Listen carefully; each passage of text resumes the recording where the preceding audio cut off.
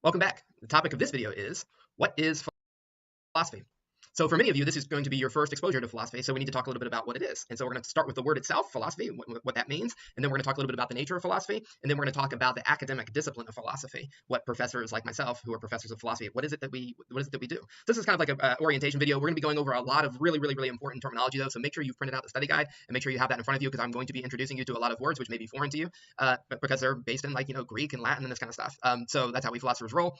So make sure you have that in front of you, and so you can fill it out as we go through this. So let's start with the word itself, philosophy, right?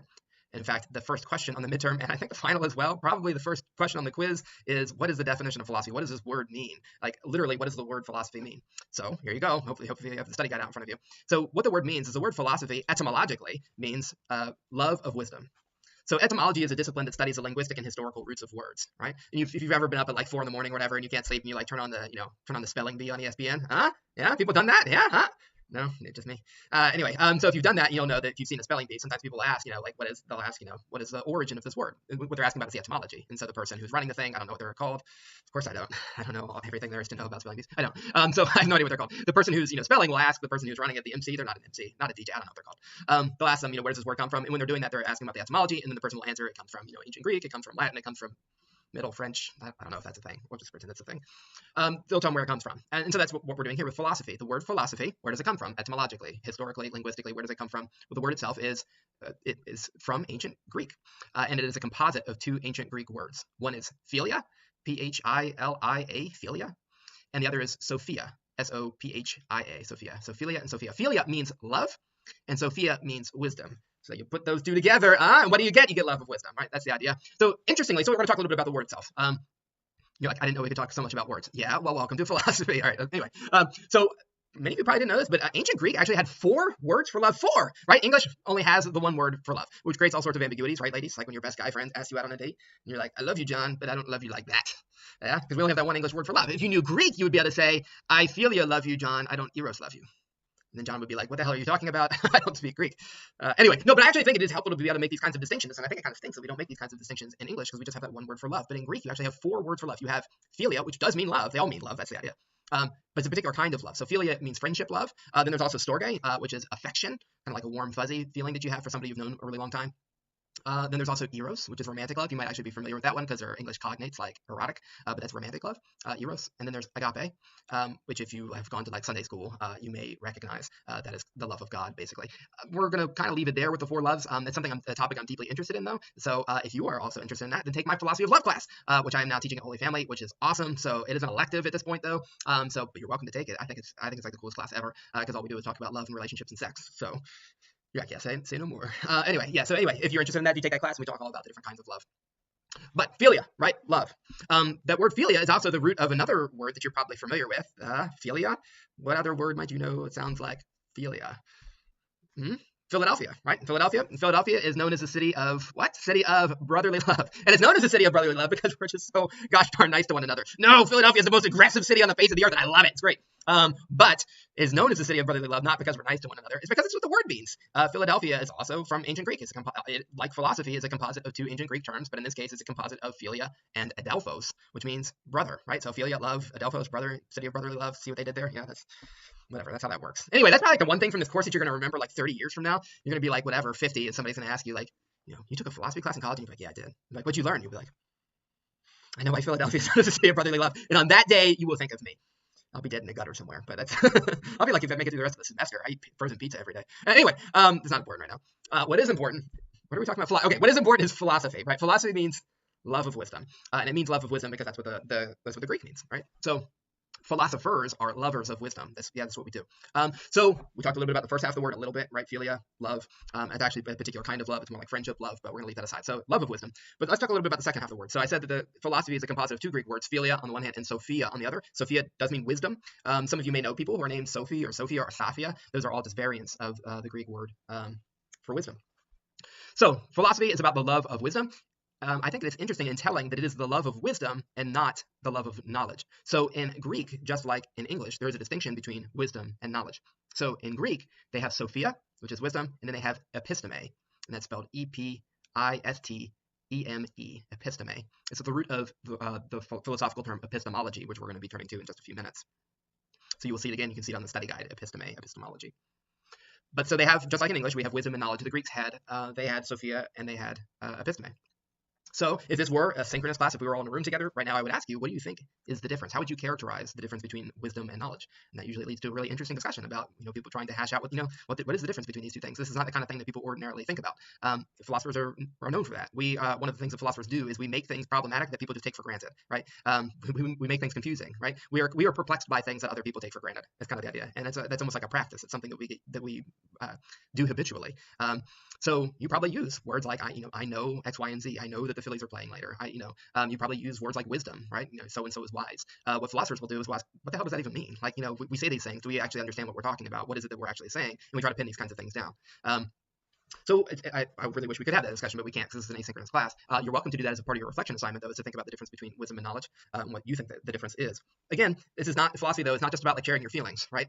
That's all fine and wonderful, or sharing your opinions about things. But the point of philosophy is to get people together who disagree with one another and discuss these things, right? So it's not just like you say what you have to say and I say what I have to say, and then we're just kind of like wipe our hands of the entire thing and just like, oh, isn't that nice? And we go and continue to think what we've always thought. That's not how philosophy works. What we do is you get people together who may or may not disagree with one another, but frequently do disagree with one another, and we get them to talk about stuff like this. So you'll say like, what do you think knowledge is? And I'll say what I think, and then the other person will say, I don't think that's right. And I'll say, well, why? What's wrong with what I just said? And then they'll tell me what they think is wrong with it, and I'll be like, oh, I never thought about that before. I think you might be right about this, but I think you might be wrong about that. And the person will be like, why do you think I'm wrong? And then we'll go back and forth, and we try to hash out what the truth is. We try to figure out what is knowledge. We try to pin it down collectively. This is what philosophers do. As we get together, we discuss ideas, and we try to figure out what's true. So one of the things that I put in the syllabus, which is important, is that it's really, really important that people be able to speak what's on their mind, that they be able to feel free to express themselves. And the reason for that is not just because it's nice to be able to say what you think, but because we need people to be able to speak frankly and freely with one another, because that's how we figure out what's true. If people, if I say something, other people think that I'm wrong, but don't actually verbalize it, then that's like a problem, especially if what I think is wrong. We're going to talk more about that in the next video. If my beliefs are wrong and I'm acting on them, then I could be causing harm to myself and to other people. We're going to be talking more about this. But if you think that I'm wrong and you keep your mouth shut, then you're actually doing me harm by not critiquing what I'm saying. Because if you think that I'm wrong and you don't tell me that, and I am actually wrong, then I'm going to be harming myself and I'm harming other people, and you're harming me by not calling me out. Well, that's not the right way of putting it. By not critiquing me, by not challenging me, by not dialoguing with me. That's the best way of thinking about it, is dialogue, right? We try not to be assholes, right? Some of us are. I think I just am by nature. But anyway, but the idea is we need to be able to speak frankly with one another, especially when we think that other people are wrong. Because philosophers think that's actually a way of showing caring for another person, a way of even of showing love to another person, is by telling them that they're wrong when you think that they're wrong, if it's contextually appropriate to do so, right? If you're like at a funeral and somebody's talking, the pastor is talking about, so and so is in the, with Jesus or in heaven or something, and you think that's wrong, might not be the right time to do it, but when it's appropriate, it's important for us to be able to challenge and to critique one another. Very, very important to philosophy. That's what we do. All right, so let me say a little bit about the distinction. I'm intentionally going to be kind of vague here. I'm not wanting to pin this down too resolutely because I want this to be a kind of an open discussion in your reflection assignment. So I don't want to, if you choose to do that, right? You have the ability to choose which ones you want to do. But this is a particular topic you might be interested in. You're welcome to do a different topic, even if you write one this week. But just to characterize a little bit, here's some of the things that students will often say. Students will often say things like, knowledge seems to have something to do with like book smarts, whereas wisdom seems to have something to do with like street smarts, right? Knowledge is the kind of thing that you can get from like books. You can get it from other people. It has something to do with like data or information, whereas wisdom seems to have something to do with application or living well. I once had a student say that knowledge is knowing that a tomato is a fruit. Wisdom is knowing not to put it in a fruit salad. Huh? I thought that was pretty funny. That was pretty good. But that captures this idea that there's like knowledge has something more to do with just kind of like atomistic, something you could like, glean from an encyclopedia, whereas wisdom has to do with being able to apply it, to being able to like live, to live well. If you are having like relationship problems, with your boyfriend or girlfriend, you want to talk to somebody not just who knows a lot, but somebody who's wise, right? Somebody who knows a lot may not be helpful at all, right? You go talk to somebody who just knows a shit ton about like psychology or whatever. Oh, by the way, I swear a lot, so whatever. If that's an issue, I don't know. I don't know what to tell you about that. It's going to happen. So anyway, if you are having relationship problems, and you just go to talk to somebody who knows a lot about psychology, they know like a lot about Freud or something like this. If you and you go to them and say like, oh, Julie and I are having problems, and your friend who just knows a lot about Freud would, might say like, well, the root of all your relationship problems is that deep down you're just in love with your own mother.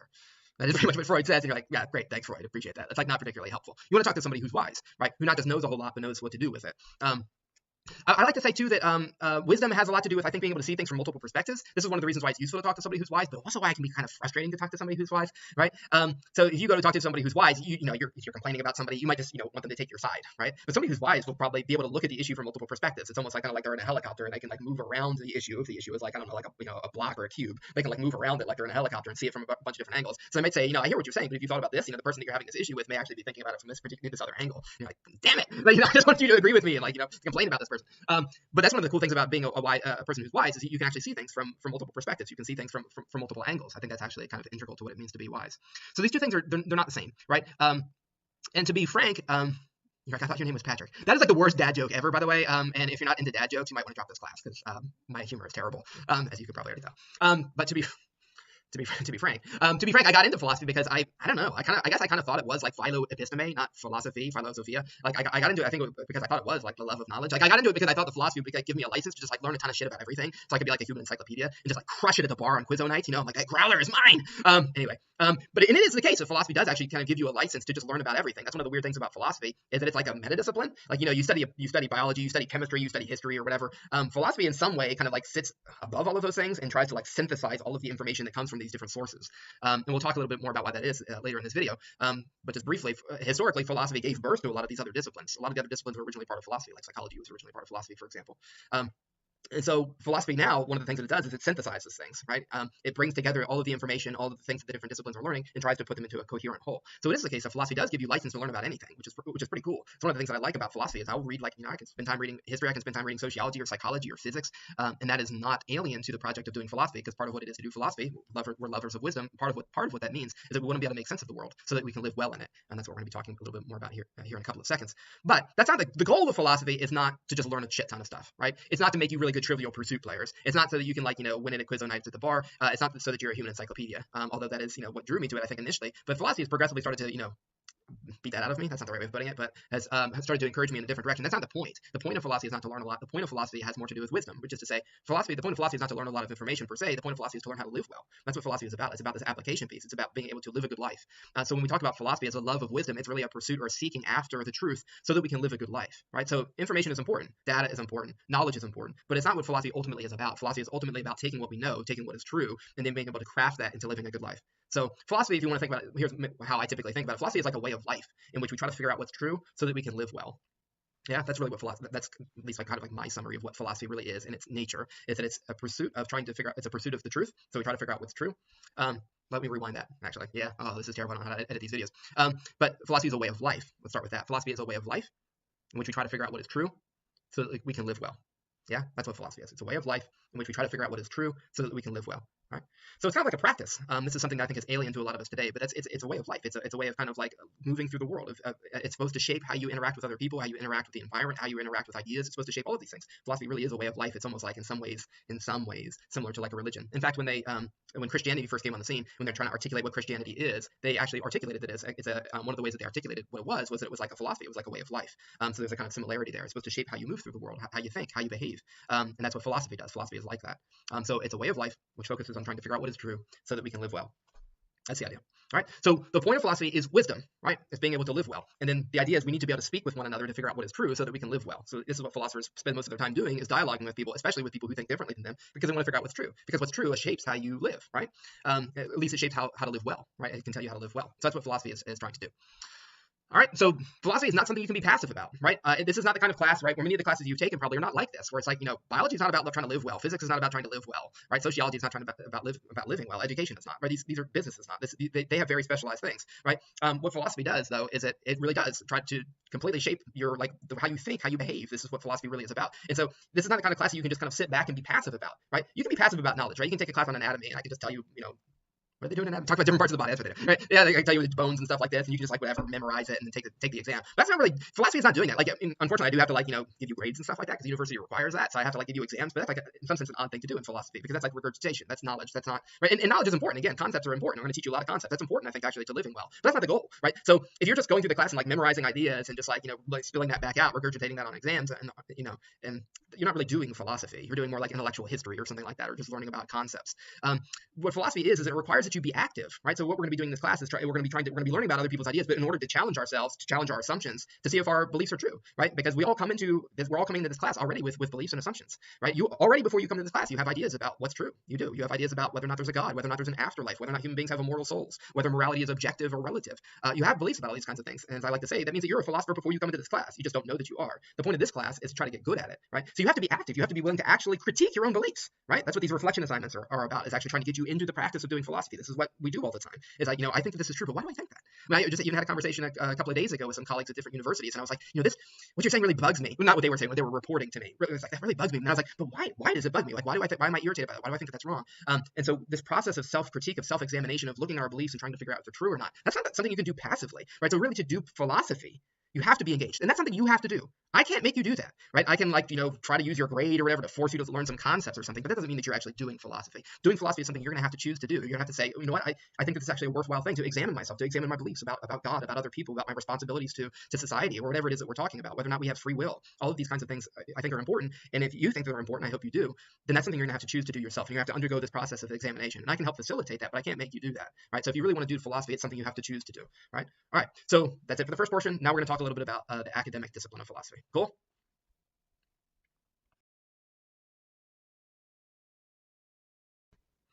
So before we move on to the academic discipline of philosophy and what that is, I actually want to address one last thing about the nature of philosophy and about what wisdom is. So one of the things that comes up a lot when I talk to students about the difference between knowledge and wisdom is that they will say that wisdom comes from experience. That is one of the most common things I hear people say. And since we were just talking about how philosophers like to challenge our beliefs and challenge our assumptions in order to figure out what is true, I'm going to challenge this assumption. So I think many of you probably have it. And if you're thinking about doing a reflection assignment on this topic, here you go. I'm going to try to challenge you on this.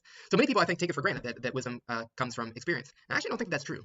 I really, sincerely don't think that that's true. I think that experience can be useful to becoming wise, but I do not think that experience alone makes people wise. All right. So why might that be? So I'll say it a couple of different ways. Here's just kind of like a quick tagline. So the reason why experience alone won't make you wise is that your experiences don't tell you what to learn from your experiences. That's it in a nutshell. Your experiences don't tell you what to learn from your experiences. What does that mean? Well, it means that, for example, you could have an experience and you could learn the wrong thing from it. When that happens, you don't become wise. This happens all the time. People have an experience and they will just learn the wrong lesson, right? So here's an example. A lot of my examples are about bad relationship issues. I'm just having a really tough time right here, guys. No, anyway, it's nothing to do with me personally. But for some reason, a lot of my examples are like this. So imagine that you're having trouble with your boyfriend or girlfriend, or no, imagine that you know somebody who's having trouble. Let's do it that way. So imagine that you know somebody who's having trouble with a boyfriend or girlfriend, and they come and talk to you, and you're aware of this person's relationship, and you're like, this person that they're dating is just like a total a-hole. Whatever, maybe you haven't said it to them, but your friend comes to you and they're all upset, and they're like, this person's breaking their heart and whatever, and they're gonna break up and blah blah blah, and so they're like, this horrible experience. This person's just like ripping their heart out, and throwing your friend's heart on the floor, like stomping on it, right? And so they come to you and they're all upset. And eventually they calm down as you discuss it, and they say, well, what I have learned from this experience is never to give my heart again to any man. And you're like, no, that's not the right lesson. The right lesson is to not give your heart to assholes. That's the right lesson. But people frequently learn the wrong thing from their experiences, right? I know lots of people who've literally had this kind of experience, where they will have an experience and then they will just totally learn the wrong lesson from it. Happens all the time. I do it. Everybody else does it. This is part of the reason why it's important to talk to other people, is because other people are more likely to be able to tell when this is happening than you are, right? So in any case, experience alone doesn't make you wise, because your experiences don't tell you what to learn from your experiences. For example, you can learn the wrong thing from your experiences, and therefore you can end up being worse off than you were before. Not only are you not wise, but you might be less wise, right? Additionally, you can have an experience and learn nothing from it. Again, this happens all the time. People have experiences and they just learn nothing from their experiences. Again, this is true of me too, right? I'm preaching as much to myself, talking as much to myself as I am to all of you. But I do think people uncritically think that if you have experiences, then it must make you wise. And that's just not true. A lot of people who've had lots of experiences aren't particularly wise, and some young people who have not had a lot of experiences are wise. Wisdom is a weird thing, but people frequently will have experiences and they will just learn nothing from it. So you may know somebody, again, who is just, has a tendency to date jerks, right? I know people like this. I know people who it seems like they just date the same person over and over again. I'm leaning in, between you and me. I know people who just date the same person over and over again. Not literally the same person, but they just date the same person with a different name. You know what I mean? They'll date Steve, and then they'll date John, and then they'll date Dave, but they're all variations of the same person. You know what I mean? And it's they just don't seem to get that this is the same person. They have a pattern. There's a pattern here, and they don't learn from these. Have one bad experience and then just continue to repeat, continue to rinse and repeat. Yeah. I don't know. Again, this is the kind of thing that people usually can tell more easily from the outside than the person themselves can tell, right? But it frequently happens that people will have an experience and they will just learn nothing from the experience. You may have heard the phrase, the definition of insanity is doing the same thing over and over again and expecting a different result.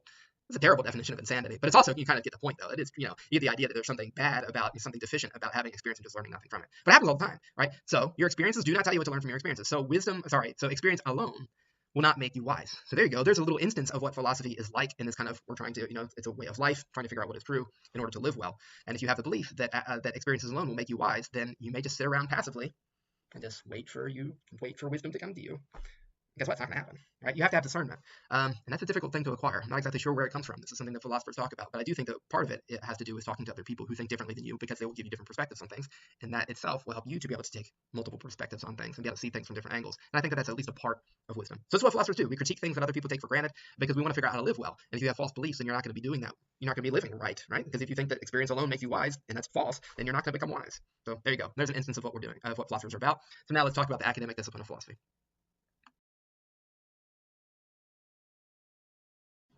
All right, so let's talk about the academic discipline of philosophy. We've already talked a little bit about what the word of philosophy is, love of wisdom. Commit that one to memory. I will be quizzing you on that. Definitely want you to know that. And then we talked a little bit about what the nature of philosophy is, and I tried to suggest that it's a way of life in which we try to figure out what is true in order to live well. Now let's talk a little bit about the discipline of philosophy. So this is a little bit different because philosophy has been around for thousands of years, really, as a way of life. People have been practicing this in ancient Greek, in India, in China. They've been practicing a discipline of philosophy in some variation or another. But the academic discipline of philosophy is only a couple hundred years old. In the past, people who've done philosophy, as we will be discussing throughout the semester, did different kinds of things. I mean, Descartes, for example, was trained in law, but then he became a soldier, and he's one of the most famous philosophers in the Western tradition. So philosophers have held different kinds of jobs. They did different kinds of things. It's only fairly recently that philosophers have become professionalized, so that you have people like professors of philosophy, like we do today. So what is it that the academic discipline of philosophy is about? So in order to do this, we're going to talk about the 5 branches of philosophy. So here again, it's a good place to have that study guide out in front of you. I'm not going to expect you, I don't think, to know every single branch of philosophy, but many of these terms are going to be absolutely pivotal through the rest of the course, so I want you to know them. If you were taking this in an in-person class, I will often tell you, the technical term, the term that I want you to know, and then tell you the definition, and then repeat it like 3 or 4 times so people can write it down. Since this is a video, I'm not going to do that. I'm just going to say it once, and then hopefully there's like a back arrow or something you can hit and just rewind it a couple, 10 seconds. I hope that's the case. If that's not the case, let me know. I don't know if there'll be anything to do about it at that point, though. The video already been done. Don't worry about it. I'll figure something out. Okay, so let's talk a little bit about the 5 branches of philosophy. 5 branches of philosophy. What is it that academic philosophers do? Typically, academic philosophers, what we do, our work can be categorized in one of 5 ways, and these are definitely overlapping with one another. They're not like completely separate, discrete subjects, but you can typically break down what philosophers do professionally into one of 5 categories, one of 5 branches. So let's start with what I'm going to call the first one, which is metaphysics. Again, study guide useful here because we'll have that term on there so you can spell it. But metaphysics. What is metaphysics? Metaphysics is a branch of philosophy which tries to develop criteria for determining what sorts of things are real. I'm like resisting the impulse to repeat that because I'm so used to doing this in person. So that is metaphysics. Metaphysics tries to address questions about what is real, tries to figure out what is real. And in particular, it asks and tries to answer questions like the following. Does God exist? Do human beings have immortal souls? Do human beings have free will? What the hell is up with time, right? What is time? Is that a real thing? What is time? Does the universe have a beginning or not? You might think of that as a question of physics, but it's actually a question of physics, a question of philosophy, right? Because if a physicist says, well, the universe began with a big bang, and philosophers are like, well, what happened before that? And of course, physicists will also answer this question, but philosophers can take this back just in terms of just ideas, right? Whereas physics always tries to ground things to empirical reality, to data, and philosophers are freer in that regard because we can just talk about ideas. So these kinds of questions: does God exist? Do human beings have immortal souls? Do we have free will? What happens to us after we die?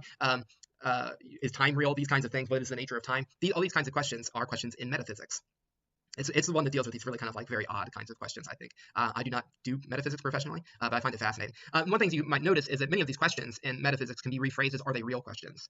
Maybe not all of them, but many of them can. So does God exist? Is God real? Do human beings have immortal souls?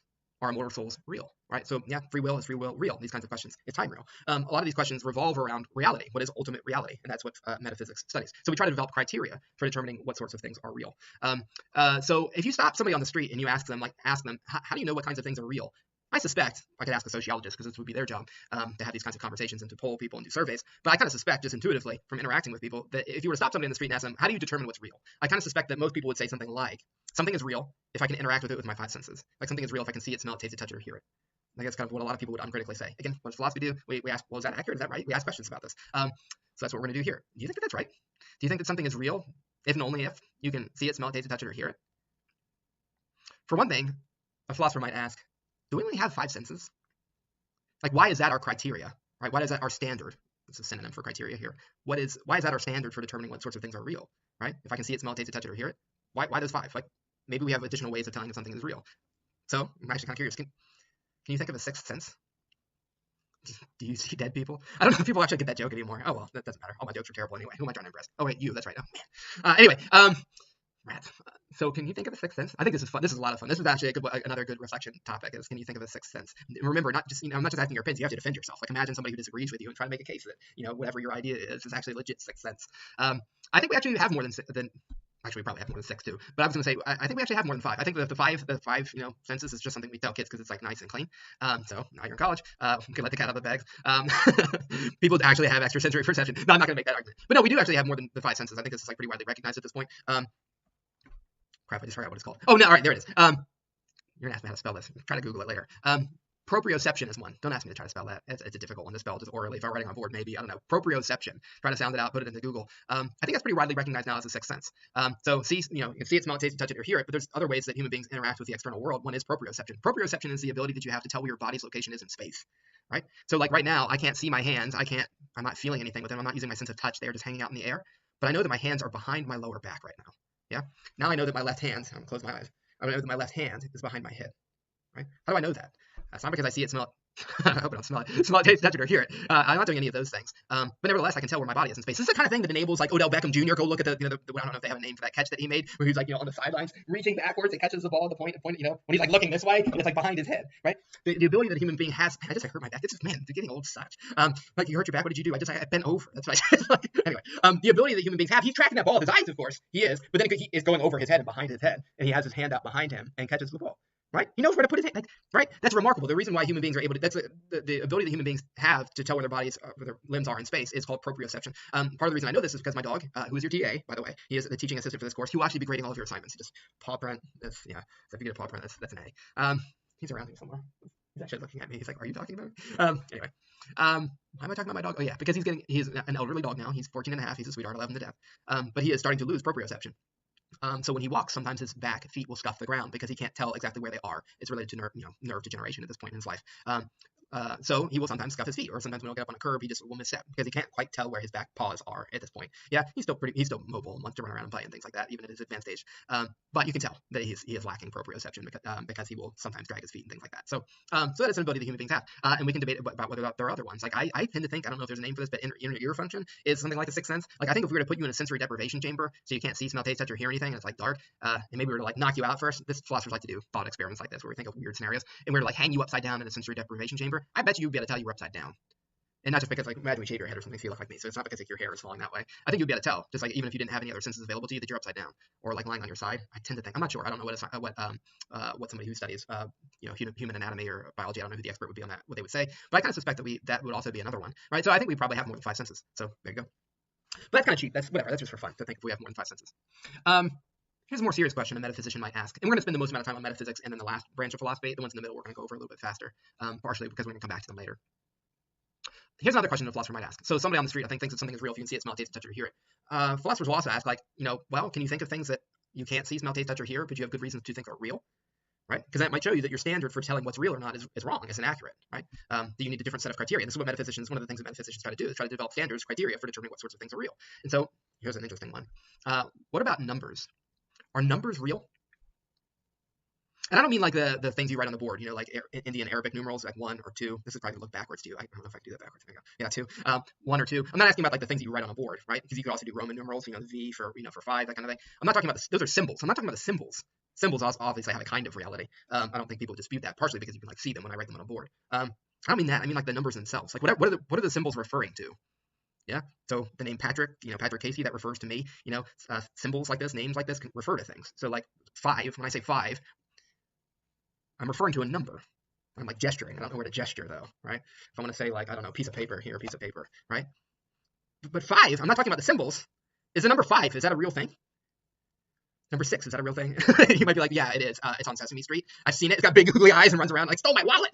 Anyway. It's not like right on Sesame Street, they're obviously real. But I don't mean that. I mean, they're clearly not physical things. You're not going to like get up and trip over a number in the middle of the night. Like you get up in the middle of the night to get a drink of water. You're not going to like trip and fall over and be like, oh, I hate it when I leave a number 2 on the floor.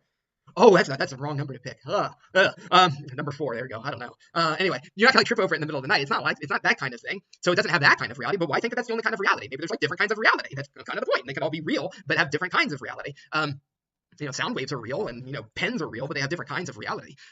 So ideas seem to be real. What about numbers? Are numbers real? It's another really good topic for a reflection assignment if this is one of the ones that you want to do. I think this one is absolutely fascinating. I'd be curious what you have to say about this, but I will just report. Here's an interesting question. This is a question to ask if you're taking a math class. Ask your math professor if they think that numbers are real. That'd be a really interesting question to ask them. Because I bet that he or she will have thoughts about that. They'll probably be like, like, they give you whatever they think about this. But as a matter of fact, I believe this is the case, that if you were to survey, you're going to need a sociologist, but if you were to survey mathematicians, my understanding is that many of them, probably the majority of them, I believe it's the majority of them, are actually what are called Platonists, which is to say that they think that numbers are real things. You can't see them, smell them, taste them, touch them, or hear them, but nevertheless they're real. Many, I believe it's most mathematicians, think that numbers are real things. Maybe I can send you a video, remind me if I forget to do it, from Sir Roger Penrose, who's one of the most important mathematicians and physicists in the world, and he gives a really interesting argument that mathematics are real things. He thinks that mathematicians are like explorers. Yeah, when people went out and explored the globe, like the world is the Earth is a real physical thing, and you actually have to go out and see what's there. And he thinks mathematicians are doing the same thing, partially because you can make discoveries with pure mathematics, just with pen and paper, just by thinking about the relationships between numbers. You can discover things that are true about the real world, like how the planets orbit, which is weird, right? So you can figure things out just with numbers, and then go out and test them with things that you can see, smell, taste, touch, or hear, and find out that what the numbers were telling you was true. Which is bizarre. That seems to mean that they're not just inventions. It's not like human beings are just making shit up. When they come up with formulae that work, they're actually discovering a real world, a real reality, mathematical reality that you can't see, smell, taste, touch, or hear. That's what many mathematicians believe. Although they wouldn't be the experts on this per se, it would be metaphysicians, so the people who study this kind of thing. But it is an interesting question for mathematicians themselves, because if you work with numbers all the time, at some point you're going to wonder, am I just making stuff up? Like, are we just collectively making things up, or are these things real? And many mathematicians think that they're real. And I think that I know that at least a significant number of philosophers also believe that they are real.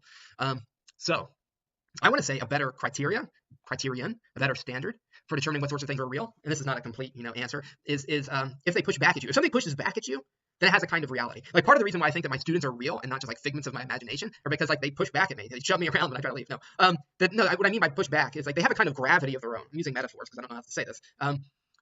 They have a kind of independent reality. They don't do what I want them to do, right? And part of the reason why I think that my students are real and not figments of my imagination is they don't laugh at all of my jokes. What the hell is up with that, right? If they were just figments of my imagination, then they would think it was funny all the time. And that's just not true. That's not happening. So they have a kind of independent existence, right? I mean, part of the reason I think my house is real is I can't just like push it around. Like, it has a kind of gravity of its own. Like, it pushes back, right? And I think that's true about numbers. You can't just make numbers do whatever you want them to do, right? They will push back at you. They will say, no, that does not work, right? And if you try to take mathematical formulae and put it into the physical world, and those formulae aren't accurate and aren't sound, then the stuff that you will make won't work, right? The house will fall down, the car will blow up, or whatever, right? Hopefully the car won't blow.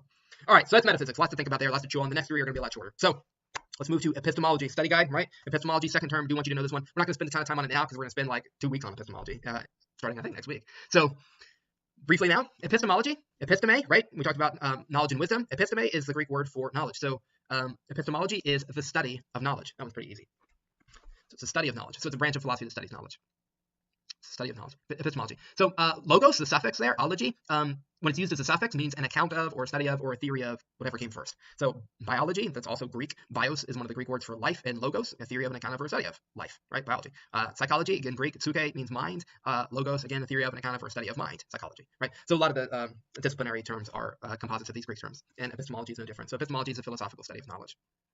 All right, so epistemologists study the nature, sources, and scope of knowledge. Nature, sources, and scope of knowledge. So nature of knowledge. What is knowledge? Again, we're going to be talking more about this in the coming weeks. Philosophers thought we had an answer to this for quite a while, and then a guy wrote a paper in the 60s called Gettier, who just like blew up everything that philosophers thought they knew about knowledge. So it's kind of a fun time to be an epistemologist. Or epistemologists like running around like their hair's on fire. That's actually what happened to my hair. I used to have hair, and I became an epistemologist, and it was all over at that point. So nature of knowledge. So we study the nature, sources, and scope of knowledge. So sources of knowledge, we're going to talk a lot about this in the coming weeks. Where does knowledge come from? Does it come from your senses? Does it come from experience? Does it come from your mind? Does it come from reason? Where does it come from? So we'll talk a lot about that. Sources of knowledge. Where does it come from? And we'll talk about the scope of knowledge. So, we won't thematize this one as much, actually. So I'll just mention it now. Scope of knowledge is what are there limitations to human knowledge? And if so, where are they? This is something that philosophers have historically spent a lot of time thinking about. Is what are the limitations of human knowledge, if any? So nature, sources, and scope of knowledge, right? Philosophical study of knowledge. That's epistemology. Number 3, we have axiology. I don't think this one is actually on the study guide. Axiology is spelled A-X-I-O-L-O-G-Y, axiology. So epistemology, right, a study of knowledge. Logos, a study of the first thing. So axiology, study of axes. No, it's not a study of axes. It's a study of hatchets. No, axiology is a study of value, right? That's what it is. It's a study of value. So axiology is a study of value, and there's 2 parts to axiology. So philosophers will study what's called aesthetics. Many of you probably may have heard this term. Aesthetics is a study of beauty.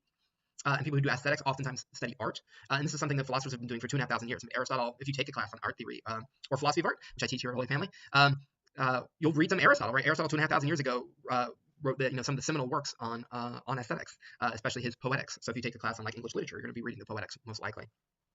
So philosophers have studied art. We've studied beauty for really, for thousands of years. And I think I don't do this professionally, like in terms of my own research, although I do teach it. But I think it's so cool that philosophers do this. There were philosophers up when I was in grad school up in New York. They would go to like the MoMA and go to the Met and go to these kinds of places and the Guggenheim and learn about art, literature, poetry, drama, film. Philosophers study all of these kinds of things, which I think is really, really cool. So that's aesthetics, which is a part of a sub-discipline, a sub-branch of axiology.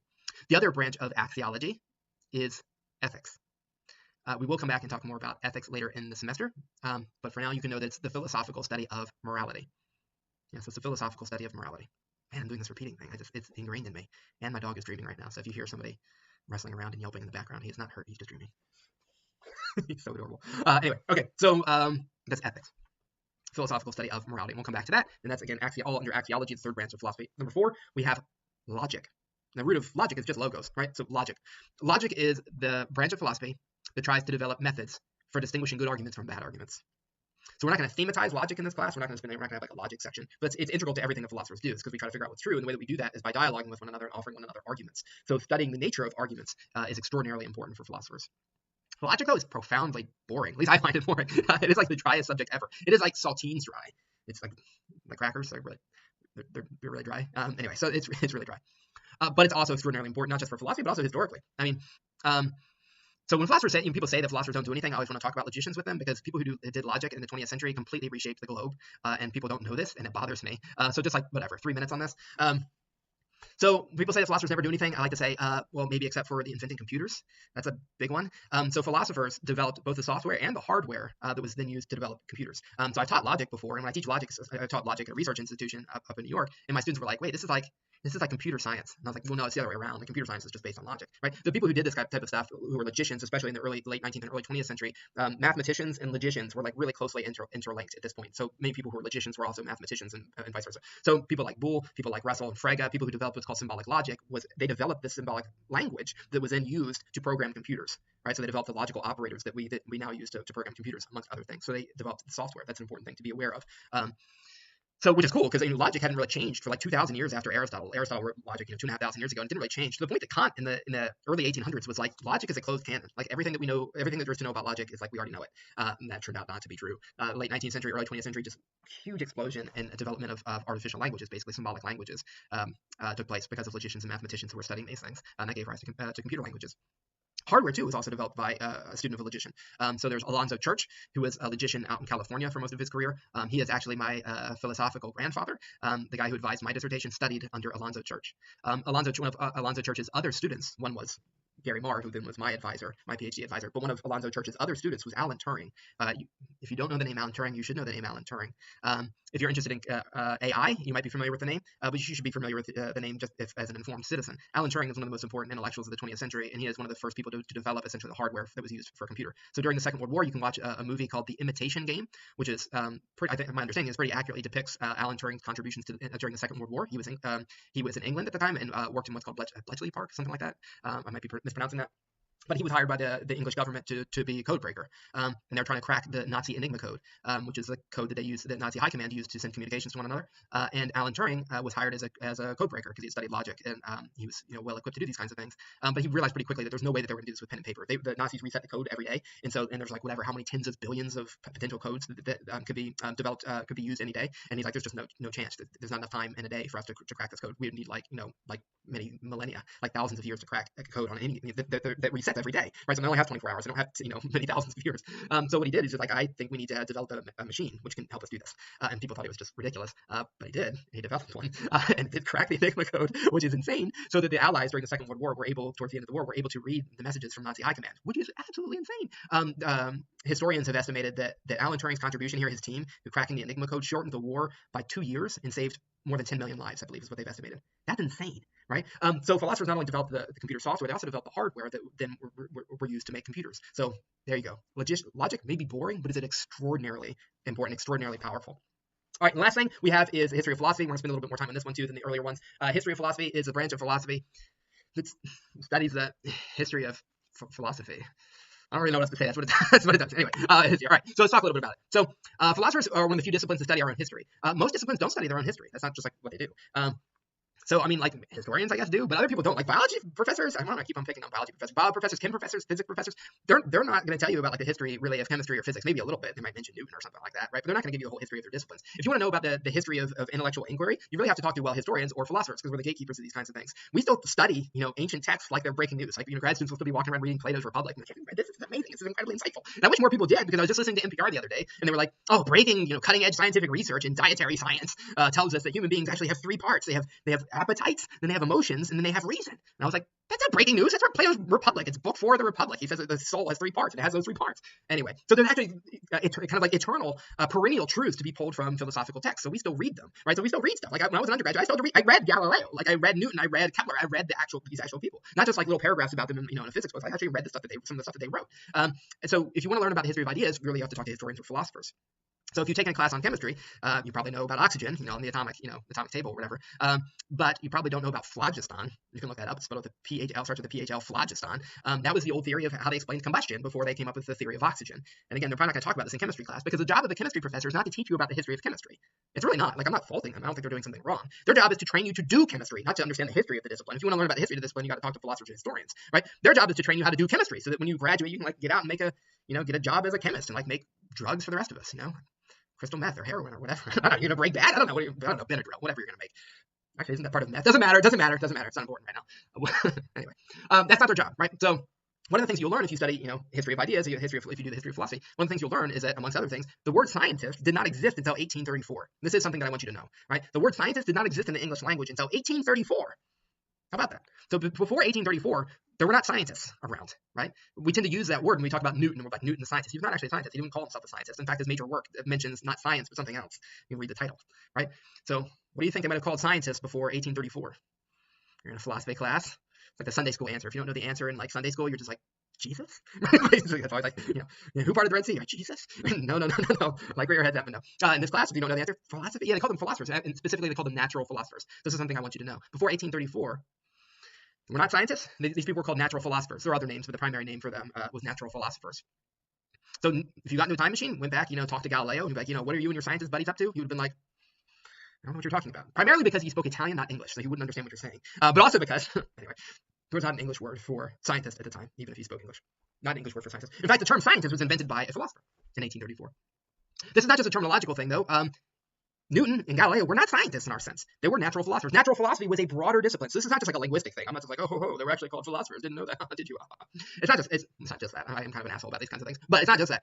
The natural philosophy was different than what we call science today. Natural philosophy was bigger. It included, amongst other things, now I can say this term and you should know what it is, it included metaphysics. It included talking about God, for example. Natural philosophy was totally normal to talk about God, right? So if you go back and read Newton, you read Kepler, you read Copernicus, these people talk freely about God being involved in the natural world, right? Kepler, in fact, thought, he was one of the first people who believed that the sun was at the center of the solar system, and Kepler said the reason why he believed that is because he thought that the solar system was a symbol for the divine Trinity, the Holy Trinity. Yeah, he was a Lutheran, he was a Christian. And he thought that the sun at the center of the solar system represented God the Father, and the stars represented the Son, S-O-N, Jesus, and then the space between represented the Holy Spirit. So yeah, part of the reason why he believed that the sun was at the center of the solar system is because he thought that that was a fitting place because the sun represented God the Father, right? The earth shouldn't be at the center of the solar system, the sun should be, because that's where God sits on his throne, illuminating all of the cosmos. This is Kepler, right? That's not science per se. That's natural philosophy. Natural philosophers are like, that's an interesting argument, right? Whereas a scientist, if you were trying to publish something like that in a science journal today, good luck. You're like, so I believe in dark matter because Jesus. They're going to be like, no, this is not science, right? But you can do that in natural philosophy because natural philosophy was a broader discipline. It included things like metaphysics. Science is a much narrower discipline. In fact, part of the power of science comes from the fact that it shed questions of metaphysics. It narrowed itself. Science doesn't actually discuss very much of the universe. It only discusses things that you can see, smell, taste, touch, or hear, right? Whereas metaphysicians don't discuss just those things. We also talk about souls. We also talk about free will. We also talk about God. Science is very narrow in its scope, and it's like focusing light. It's like a laser, right? A laser is like focused light. That's why science is so powerful. Is because it's very, very narrow in its scope. Right? Philosophy is not narrow in its scope. But historically, all of these different disciplines, interestingly, were originally nearly all of them were originally part of philosophy and branched out. So you can think of inquiry through time as being like a tree, and then the different branches are like the different disciplines that broke away from philosophy. So, psychology was originally part of philosophy, chemistry originally part of philosophy, physics originally part of philosophy, and all these different disciplines broke away eventually from philosophy. So, unfortunately, it gives people the impression that philosophers don't do anything. Aside from inventing computers, philosophers are also responsible for nearly every other discipline that exists. Yeah, so biology, physics, chemistry, psychology, all these kinds of things. Sociology was also developed by a philosopher, Auguste Comte. Nearly all of these other disciplines were developed by philosophers. So it gives people the impression that philosophers never do anything. But the real truth of this is that philosophers keep those questions, that we don't have agreed upon methods for settling disagreements in this field of inquiry, right? So a better way to think about a science is that a science is when you have it's not like, science is discovering the truth. Many of you now know this because of the coronavirus pandemic, that you've actually seen the sausage being made with science, and you realize that scientists disagree with one another a lot, and they think one thing on Tuesday and then decide they were wrong on Thursday. So science is not about pinning down infallible truth, right? That's not what science is. Science provides the best account of, of something that we have right now, and the idea is that science progresses over time and it gets better over time, and so frequently they decide what they thought yesterday was wrong. It happens all the time, right? So you should always be taking things that the scientists say with a grain of salt, right? It's kind of the idea, knowing that they're actually probably going to do better next week, right? It's not an insult to the scientists. Like, I love science, but the coolest thing about science is that it gets better. That's the coolest thing about science. But if it gets better, that means that stuff in the past is typically worse, right? So stuff today, people in the future are going to know better than we know today. So you should always be, take what scientists say kind of, you should take it seriously, but you should also hold it somewhat lightly, because it is the case most likely that people are going to discover something new in the future, which is going to contradict what they think today. This has just recently been a debate in psychology. Some of you may know this. There's a paper published that said that depression is not actually caused by serotonin imbalances, which has been the prevailing way of thinking about what depression is for the past several decades, which is why they medicate people for depression. They give them serotonin reuptake inhibitors. And then this paper is suggesting that may not be true. That's important to know, right? So something we thought that we knew, we might not know. Yeah. So this is the way the science is. It progresses. It gets better over time. So what it is to have a science is not dependent on infallible truth. What it is to have a science is to have an agreed upon method for settling disagreements in a certain domain of inquiry. This is how I like to think about it. This is not a complete account of a science, but I think it's a really helpful way of thinking about it. A science is, when you have a science, it's not pinning down infallible truth. It's having an agreed upon method for settling disagreements in a certain area of inquiry. Scientists disagree with one another all the time, right? Scientists disagree with this paper. Some psychologists are like, no, that paper can't be right, about depression. And so they hash it out. The way they hash it out is they have an agreed upon method. Yeah? That's what makes it a science. So people disagree with one another. It's not truth that makes something a science. It's an agreed upon method predominantly, and an agreed upon body of knowledge and standards. There's more to it, but this is one of the cornerstones. So when scientists disagree with one another, psychologists disagree with one another, it's not like one person goes out and does a survey and the other reads tea leaves. Those would be two different methods. They have an agreed upon method, right? And so different sciences have different methods. This is why if you get a degree in chemistry, you can't then be a psychologist, right? But I have a degree in science. Yeah, but chemistry is very different than psychology. Yeah, if you have a degree in psychology, you can't just go out and become a pharmacist, because not the same thing, right? You learn very different methods, learn very different bodies of knowledge. What you have is an agreed upon method. So you can see this. When there's a disagreement, you can pay attention to how scientists try to settle the disagreement. So here's an interesting one. To give you a sense of what this is like, sociologists, they disagree about this following question. Who has more sex? Is it single people or is it married people? And we're almost done. Yeah, but who has more sex, single people or married people? Really interesting question. So there's disagreement. Some sociologists were like, oh, it's got to be married people. Some sociologists were like, no, it's got to be single people. Well, they have a method for settling that disagreement. They get swords and they fight to the death. No, that's not what they do. They do surveys, right? That's kind of the method, part of the method. They also do statistical analysis. It's very sophisticated. Right? When the sciences broke away from philosophy, it's because they developed their own method, right? Or philosophers developed a method and then we gave birth to a science. That's actually the right way of thinking about it. But they go out and they do surveys, and they've actually studied this one. So you can look this up. National Sex Survey, 5,000 participants at the University of Indiana, which is like a huge orgy. Lots of cameras. Anyway, inappropriate. No, but they did. They surveyed lots and lots of people, and they tried to figure out who has more sex. That's one of the questions they had. Who has more sex? Single people, married people? You know what the answer is? The answer is married people have a lot more sex than single people. This may be surprising to you. It's usually surprising to students, but it's not even close. And you just have to think about it for a second, because I think that students, when they think about who has more sex, single people or married people, when they think about married people, they're thinking of somebody who's like 60 and it's like kids or whatever, and it's like, retired or something. And when they think of like a single person, they're thinking of like some 20-year-old. But if you're just trying to isolate the variable of single versus married, you have to isolate that single variable, right? You can't compare. You have to compare apples to apples. You can't compare apples to really old oranges. Like that doesn't work, right? You can't compare like a 20-year-old to a 60-year-old. No. If you want to figure out who has more sex, single people or married people, you have to compare not a 20-year-old single person in college with a 60-year-old who's married. You have to compare them with who? A 40-year-old who's married? No. Oh, a 20-year-old who's married. Oh, right. Yeah. Oh, right. Okay. So who do you think's having more sex, a single 20-year-old or a married 20-year-old? Now it's obvious. Married person's having a lot more sex at every age bracket, incidentally. Yeah, I mean, it's like not even close. Right? The same thing. I think what people have in mind is partially they think of an old person, they think of somebody who's married, but also there's something that's highly correlated with marriage, which is not marriage, which will lead to lower levels of sex. You think what it is? Kids. Yeah, kids. Having kids will decrease your sex life significantly. But then again, who do you think's having more sex? Is it, again, if you're just trying to isolate the variable married versus single, then you have to compare the single person with kids to the married person with kids. And again, who do you think's having more sex? The married person is. Right? If nothing else, it's because, if you're like single, you gotta go out and try to pick somebody up at a bar. That's like hard, man. Unless you're like Chris Hemsworth, Thor. I think he's actually Thor. I don't think he's an actor. I think he's just actually Thor. Yeah, anyway, just call him Chris Hemsworth. Anyway, unless you're like Chris Hemsworth, your chances of picking somebody up at the bar being successful aren't that high, right? So you're like, what are you doing? Right? May not work. But if you're married and you're just like whatever, sleeping next to somebody every night, you're like late at night, like reading or whatever, you're like, what are you doing? I'm not doing anything right now. Your chances of success are going to be higher. Anyway, so science is an agreed upon method for settling disagreements in a certain domain of inquiry. That's what it is to have a science. So they will answer these questions, and those questions can change over time, but that's what it is to have a science. And again, what philosophy does is when we develop a method for settling answers in a certain domain of inquiry, we give birth to a science, right? So when, Auguste Comte made up the methods for sociology, he developed the kernel, which has been developed into a full discipline. They gave birth to sociology. Psychology, again, originally part of philosophy, biology, and so on. What philosophy does is it keeps those questions, and we're in the last minute here. Philosophy keeps those questions which we don't have agreed upon methods for settling. So, for example, we don't have agreed upon methods for settling questions like, does God exist? Do human beings have immortal souls? Is abortion morally permissible or is it not? We don't have agreed upon methods. Like, what's the method for determining whether or not God exists? Good luck with that. We don't have one. So the best method that philosophers have is argument. That's why logic is so important. But we get together and we discuss things with people, predominantly with people who disagree with us, so we can challenge our ideas and we can try to separate the wheat from the chaff, the good arguments from the bad arguments, the good positions from the bad positions. And this is what philosophers do, right? So philosophy, if it has something like a method, it's basically argumentation. All right. So philosophy has historically been really, really important. It's given birth to lots of to pretty much all of the rest of academia. It's also important because it's given rise to computer languages. But this is what philosophers as an academic discipline do. We typically partake in at least one of these 5 branches of philosophy, usually more than one at a time. But we do metaphysics, epistemology, axiology, logic, or history of philosophy, or some combination of those 5. All right. So that's the academic discipline of philosophy. You made it. This is one of the longer videos. Have a good day.